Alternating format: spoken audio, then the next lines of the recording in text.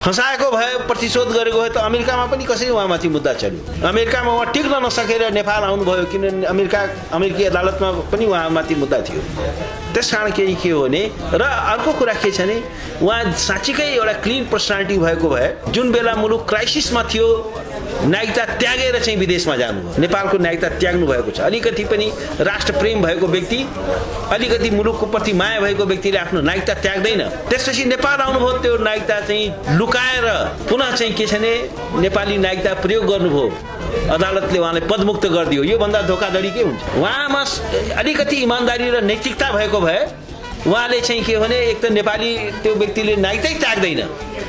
मुलुक त्यागेर हिँडेको मान्छे मुलुकलाई लात मारेर हिँडेको बेला जुन बेला माओवादी सङ्कटमा थियो मुलुक, र त्यसपछि उहाँले चाहिँ के छ भने अमेरिकी नागरिकता त्याग नगरिकन नेपालमा आएर मिडियामा काम गर्नुभयो।